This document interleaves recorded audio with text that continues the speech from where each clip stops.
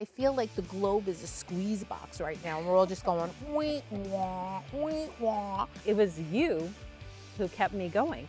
Right on the other side of everything you're afraid of is everything that you're hoping to get to. I'm, fabulous. I'm fabulous. I tapped into the creative child that I once was, and that's really how I got my life back. I can have my grief, but my grief doesn't have to have me. And then maybe you'll realize, I'm badass. I am magic, I am magic, I am magic. I love coming and talking to you and laughing with you because that's what it's all about too, right? It really is. When we open up to each other and we look at each other and go, wow, we really aren't that different, it does. It opens up a whole new world. I'm a believer that the art of having a conversation has been lost. So I'm going to do my part, and I'm going to start looking people in the eye and having a conversation with them. Sometimes I forget I have a house that I can go to sleep in, and I'm like, but I don't want to leave the tent.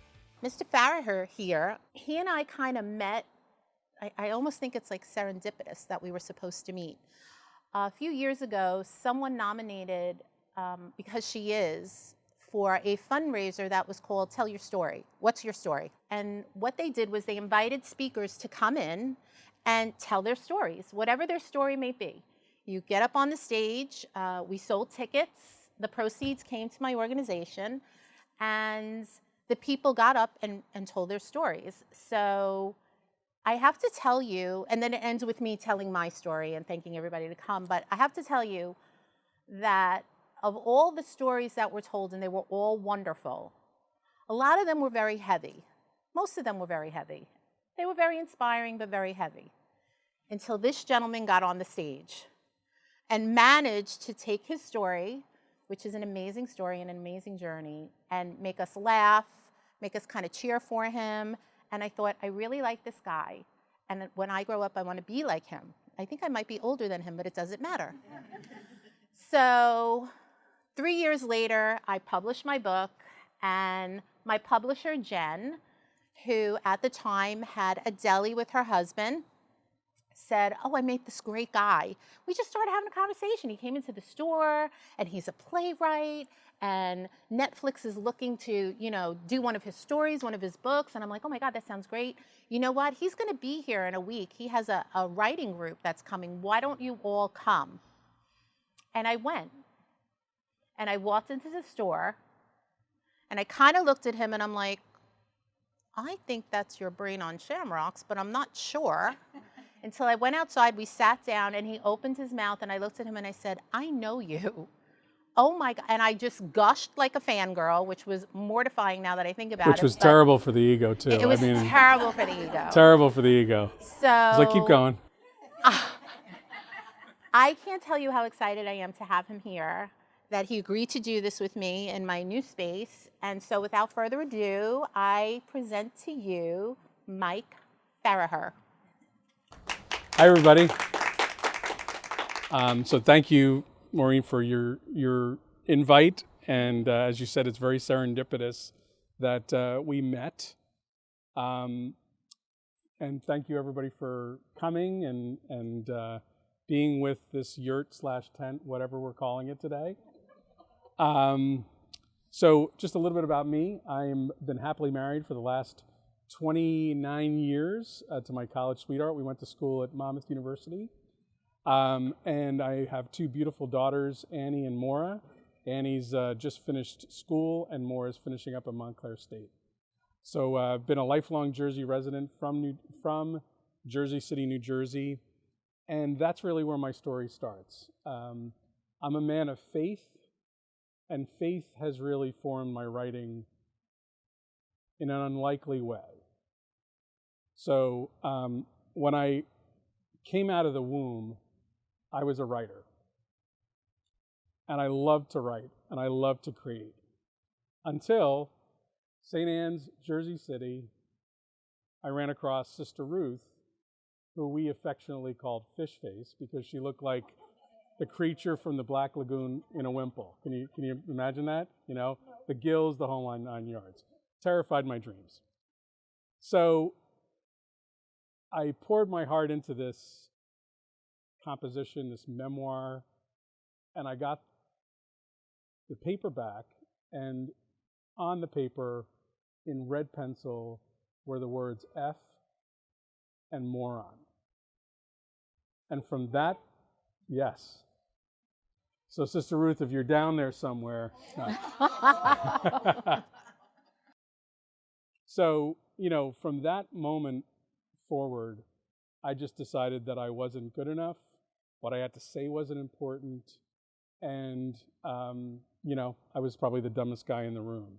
So I really carried that for a number of years. I took a personal empowerment course called the Landmark Forum. And I did that over a weekend, which is not far from here, actually, in South Plainfield. And after that, I really distinguished that piece of paper, which was really just on my head like a lead bib for years. At the end of that course, it was just a piece of paper that I was able to, just rip up and move on with my life. So that was really the start of my writing. It got halted for about 30 years. And then now that I got that out of the way, it was like, wow, what do I want to write about? So again, I'm a man of faith. And I was very upset with what was going on with the Catholic Church, the Roman Catholic Church, with the sex abuse scandals of the church. So I decided to write a novel about a suspense novel that was set in the sex abuse scandals of the church. And it was called Collared. And what I came to find out in the writing process was I wrote that book for a couple of reasons. The first one was to process what was going on in my faith, because I was very upset at the time. And then the second reason I wrote it was that I was trying to process that in fact happened to me. And that happened by a religious brother in my teens at St. Joe's High School, which is not far away from here in Metuchen. So with the book, the first copy of the book that I published was given to my mom and dad, and I told them that this is what happened. And then the second copy of the book went to the religious brother that did that. And I told him that I wasn't cool with what happened, and I forgave him.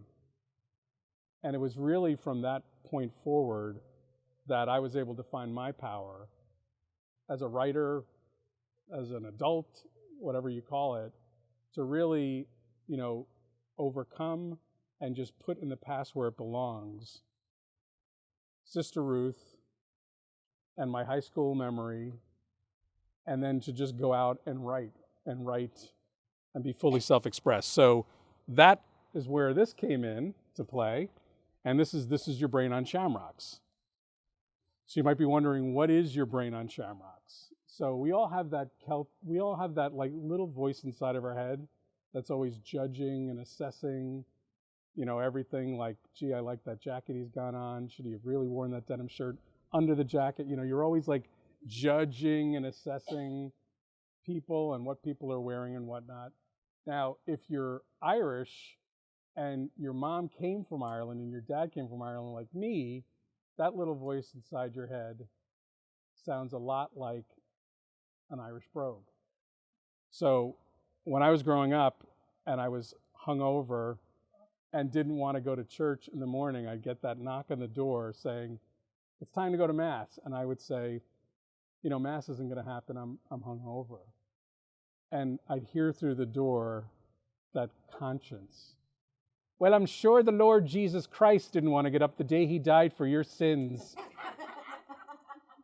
I'm sure he'd rather do the crossword puzzle on the New York Times. And that's your brain on shamrocks. Like everything you do, I'm 54 years old, and still I'm forever guided by that little voice inside my head. So this is your brain on shamrocks was, after I was able to get that, I would call it an angry book out of me. The real me is somebody that's happy and self-expressed. I like to make people laugh. And that was really what writing has done for me. It's made me resilient. It's always brought me back to my authentic self. And resilience is defined as like a toughness in any circumstances. So resilience is definitely something we all need right now, given what's going on with the pandemic. So writing has always been that for me. That's always been my self-expression. It's always been the thing that got me through some tough times. And we're all in some tough times now, aren't we? Where we're really not sure what's going on. So writing came to the rescue again this past June, on June 26th, which, by the way, was the day you and I met each other. Yes, it was. Again. That Yes. was the day that we met at the deli again. So we had breakfast on June 26th. And that afternoon, I lost my job, my corporate vice president job for a Fortune 100 company. And my mother-in-law passed away from COVID on the same day. So I guess, in retrospect, you were the only good thing that happened that day. Yes. Aw, thank you. Yeah. And you can imagine that with the exception of breakfast, which went well when I reconnected with Maureen, the rest of the day didn't go very well. So on June 26th, which is right near July 1st, which is half of the year, there was a decision to make for my wife and I. And that decision was, keep your head down and hope nothing else bad happens in 2020 until we can magically hit 2021 and spend the rest of the 6 months just keeping our head down, or this is a time to reinvent. And we chose the latter. And that's another, I've been really grounded in the definition of resiliency lately. So that's what we did. We're still grieving.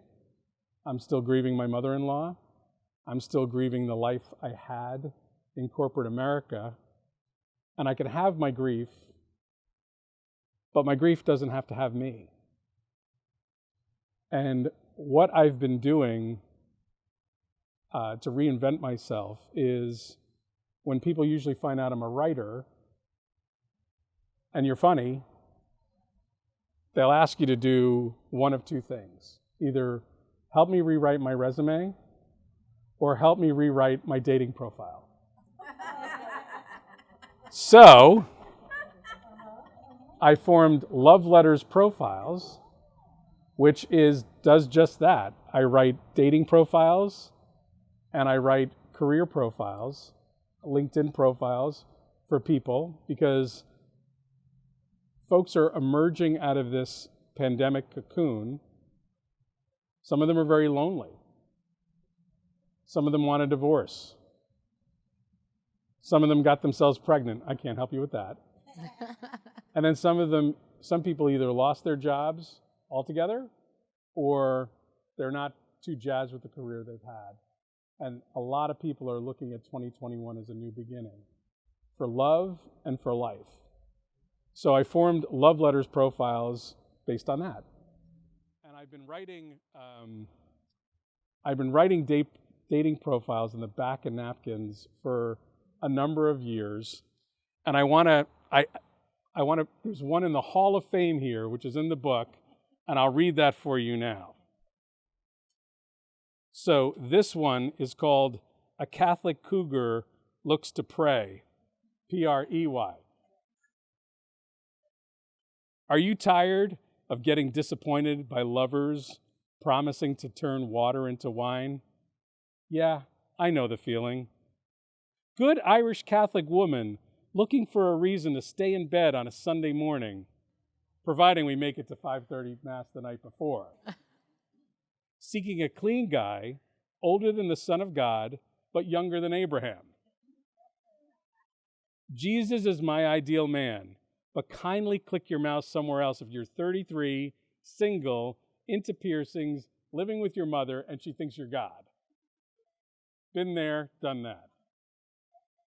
I'm not looking for marriage, though it would be nice. I guess I'm just looking to turn a love life of sorrowful mysteries into something joyful. Wink, if interested. That woman's down in Orlando. She's dating her head off. And, I still go to the mailbox every day looking for the wedding invite. So I've been doing that for quite some time, and I've thoroughly enjoyed that. So I don't really know what the future looks like for me because we just launched this a couple of months ago. The response has been amazing. And I'm really clear that however things look, whether I go back into corporate America, into healthcare, or I do this full time, I've really listened to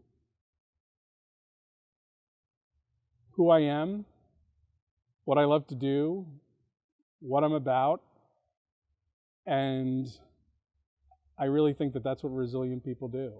But how afraid, and I'm using the word afraid, how fearful were you having to redefine in a lot of ways who you were? Because, and I could be wrong, but I find that a lot of men define themselves by their careers. Yeah. I know I was married to someone who did. Yeah. And how did you feel? I know you did something about it, which I think is amazing, but how fearful were you? Well, you are wrong. It's not how fearful was I, it's how fearful am I. Thank you. It's still there, so, I've been working for 34 years in the corporate world. So I've always worked for a large company or a medium-sized company. I've always had a full calendar. And then all of a sudden it's over, right? So the pandemic started that process, but now it really is over. And I think the best description, and I'll steal this from my pastor, the best description I have of what it's like now, and I'm sure we all have that feeling as well, which is, if you ever look at a trapeze artist lets go of the swing behind them, and then everybody goes, is he going to make it, or is she going to make it, because the swing's ahead of you. Mm-hmm. And in between those two swings is the tension that makes the audience lose their breath, including the performer. So you're just like, oh my God, I'm in the middle. I've left something behind, and I haven't necessarily grabbed what's ahead of me yet. Right. And that's a very uncomfortable place to be in. And it's also a place, feeling comfortable being uncomfortable has been a real lesson. And are we going to decide right now to keep our head down and just get through it, or can we create something new from this and have the courage to do that and have the courage to be between the two swings? I call it willingness. That's my word. Like I learned that you have to learn how to live in the discomfort of life. Yeah. And whenever I had discomfort, I ran. I ran away from everything that scared me or was uncomfortable just to find whatever it was that would make me feel good in the moment. So I call it willingness. I think you're resilient, but I think